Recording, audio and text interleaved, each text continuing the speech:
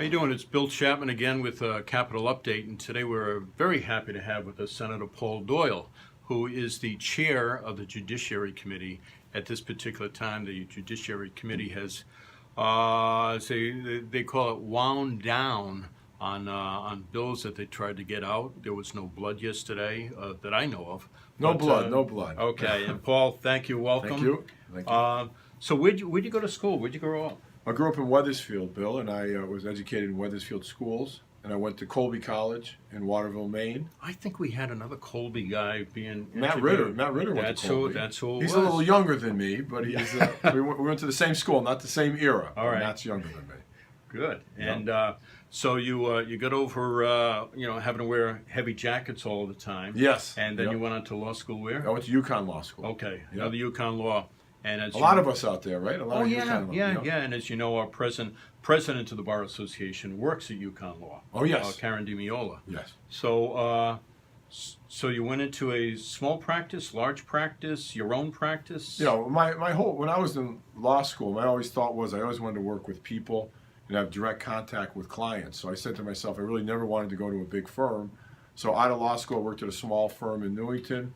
Then I kind of went on my own for a while, and then now I've been in a firm in Rocky Hill for probably 20 years. So nice, small, local suburban firms where you just, it's all my work is people and, people practice. You have to look at it. Great. So you're doing people practice, and somehow somebody said, would you like to run?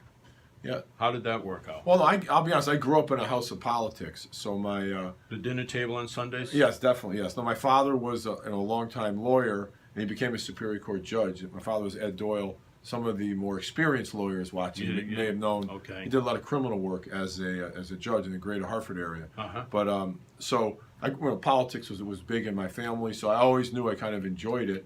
And then when I got out of college, I worked at State Central. I'm a Democrat headquarters for a few years, and then I eventually went to law school at night. And then and that's how I started. And I once I got out of law school and started practicing, I first ran for local office, ran for town council in Wethersfield, served a few terms there. Then Bob Gilligan was another Bar Association member. Yeah. He's now a judge. Bob Gilligan, he retired, so I served in his seat in the state legislature. It was the 28th district, 100% of Wethersfield. So I served there for 12 years or 6 terms. And now I'm completing my 6th term as a state senator for the 9th district. It consists of Wethersfield, Newington, Rocky Hill, Cromwell, and Middletown. I succeeded the infamous Billy Ciotto. Everyone knows and loves Billy Ciotto. So I'm concluding here my 24th year in the legislature. So you don't want to go for a million years? No. 24 years. I mean, that's a long time to take away from your practice, Yes. take away from your family. So I'm sure that your wife is happy about that to some degree. Well, as you know, I'm running for Attorney General, so that kind of my career is over in the legislature, and now and it's really I was planning on running for re-election in December until George Jepson, our Attorney General, made a surprise decision not to run, and then I had to think about it, and I thought, that's a job I always was interested in. I never publicly said it, but I thought you can really help people. And I look at my practice of law and my public service as helping people. So I thought to myself, if I can get elected Attorney General, it's a full-time job really fighting for the people of Connecticut. So I said to myself, it's a significant challenge, much bigger than the state Senate. And I said, well, I don't want to look back 10 years from now and say, what if? So you know what? I decided to go for it. I'm fully in an Attorney General, so my legislative career is over. And I'm working hard towards that avenue. In a couple of weeks, it'll be over. You still have work to do. Oh no, I have plenty of work. Yes, but true. Yeah. But my in December, early January, legislative career will be over. And for those who we've been up here, it's sad, but with from here, hopefully we'll move on from there and deal a lot more with Paul. Yes. Yeah. So you've been up here for 24 years. You've been the last couple of years. You've been the chair of Judiciary. What have you? Well, let me ask you something else first. How did you do it? Being in your practice and coming here, and this isn't as far as say Ellington or Woodstock or something like that. You're a lot closer. but how did you get your practice done and be able to get your work here successfully? Right. No, the rule number one and the benefit that you've mentioned is that my office is in Rocky Hill, so I'm literally about 10 minutes away from the Capitol. So I can, if I have a meeting in the morning, I can shoot back and do a closing or do some legal work and go back and forth. I really, if you're a lawyer living in Greenwich, it's almost unbelievable because most days in the session you have to come up for a quick meeting. I mean, you can have long ones, but if you have that one quick meeting, I can go back. But no, it's basically, if you really love it and you're committed to it, it's just a lot of time. You don't take many vacations. You work at nights and weekends, and you get it done. Because I do love being a legislator, but I guess my style up here is I don't really play around that much. I do my job and get out because I got to get back to the office. Because I got clients calling me. Where are you? So, but no, you just hustle. And that's exactly what it is. Anytime you see Paul up here, he's kind of like going from one work thing to another, and he has the fastest walk through the halls. People know that he's going someplace, and there are some people who don't understand it, and they'll kind of like interrupt him, and they'll, most of the conversations that we have are escalator or elevator conversations. Paul hits the elevator, gets out of his car, and boom, he's gone. But again, as I said, working for the people. No, I have found some people like lobbyists, and some people are kind of don't understand me. Like, why aren't you, socialize and sit around more? But I do my job as a legislator. I do my job as an attorney, and it doesn't leave as much time, to socialize that I would like. And I guess you might say I'm more all business, but when the job is designed, it's a part-time legislature. I think that's a good benefit to us because we're in the real world. You're talking to people, and because I still have a full practice, I don't have as much time to hang around, but I get the job done. I work hard, and I love it. Yeah. I mean, you'd have a lot more time if the people didn't want you to represent them. Yeah, that's true. Absolutely. Fortunately, they always gave me the chance, and I just really appreciate that they did it. So this year we finish up with the legislature. If you could maybe identify one or two things that you were proudest of to be able to get out and push over to the chambers at this point. Sure. Really important legislation. Let me take one more global step back. Of course. Really, one thing I'm really proud of, I've had a career of 24 years, and my favorite committee the entire career was the Judiciary Committee. And most lawyers that were watching probably would agree, but it's just a great committee. It's intellectually challenging. The best part is most of the time it's bipartisan. We really vote on bills on the merits, and what the law says, and it's an intellectually honest committee.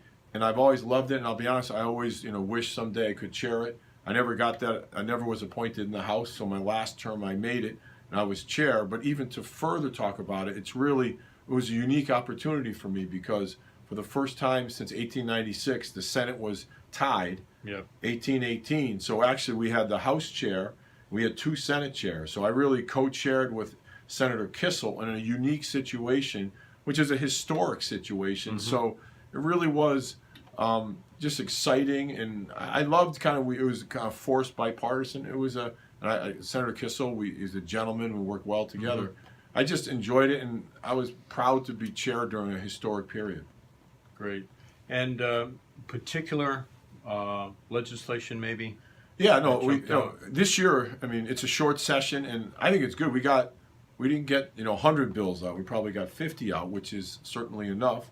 But some of the important, I brought out the sexual harassment legislation. They call it Time's Out. It's a big piece of legislation. I was proud to lead that. That piece of legislation is challenging. I think it's got to be tweaked a little more. I'll be honest. Maybe there's a few little excesses in there, but the point is we have to take seriously, the sexual harassment, the sexual assaults, and I think it'll wake up the eyes, and the whole country's going through it. And I think we just had to modernize our statutes. So that's one that I was proud to lead to get out. I think it's not the final form. There's going to be further discussions, and the leaders of the Senate said there will be, which I think is good, because I think bipartisanship always leads to better legislation. So I'm hoping we can kind of work on that. Actually yesterday I worked on a particularly interesting issue that I changed my mind on, and it's the issue of adoption, direct access to birth certificates. In the past, I kind of opposed it, and there was a God rest her soul, Senator Mary Fritz. Representative Mary Fritz, a good friend of mine. We'd have long discussions, and there were issues about, we want to protect the the names of birth mothers. But under the new nature of the world, where you have DNA testing, kind of the science is kind of taking it away and basically kind of limiting the ability to keep their confidentiality. So I think that it was a weighing test, and in this situation, to get the birth certificates to the adult adopted children, so they can learn about their health history, kind of swayed me and said, you know what, it's time to change, and I adapted and I brought it out, and I think that's a good thing for these adoptive adult adoptees when their parents are alive, so they can learn their history and they can maybe improve their health habits. I mean, if you're a diabetic, you realize you got to exercise, and we all know. Yeah. But if you realize diabetes is a significant factor or a gene in your family, you got to exercise more and work on your diet. So I think that's another significant piece And of that's legislation. nice if somebody knows that when they're 40 years old Oh, instead of exactly. finding out, Yep. At 60, it's too late. Yep, right? yep. I get that. Yes. Yeah. We So all do. We all have I need to. I need to exercise. But it's a an little extra bit more. pride, Bill. Of course, so it's of a good course, thing. Of course, I've lost 30 pounds, but still, I've got to Well, that's a get good. out That's there, a good get out there and accomplishment. do that. Yeah. So I'm looking at the time, and we've been here enjoying, and Paul and myself, or Senator Doyle and myself, were speaking just before we did this of how we both agree that we need more lawyers on. I mean, it's less than half on the Judiciary Committee, and we're losing our present Yes. leadership. So if somebody's out there, and I'm sure that Senator Doyle would be happy to talk to anybody about Absolutely. what he goes through, and the fact that we should be getting some more attorneys on there, he'd be happy to Yeah, talk no, to and it's a folks. privilege to serve as legislator. Besides being the privilege to serve your community, it's really exciting. It's fun. And I'll be honest, despite other people disagree, I really think it's invaluable to have lawyers on the Judiciary Committee and practicing lawyers to bring their real world experience into the Judiciary Committee and the legislature. So I would just encourage any young lawyers or even more experienced lawyers. I don't say old, I say experienced. Experienced lawyers, if you're winding down your career, get involved, because we need, the intellect of lawyers and the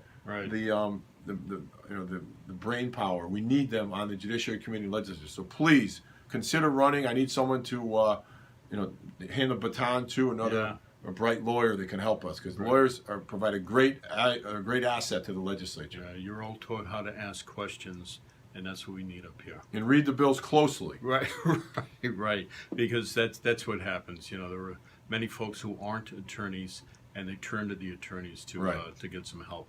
So, Paul, thank you very much. Thank you, really Bill. Thank you for the appreciate time. it. Thank you. Okay, thank you. And we'll see you next week.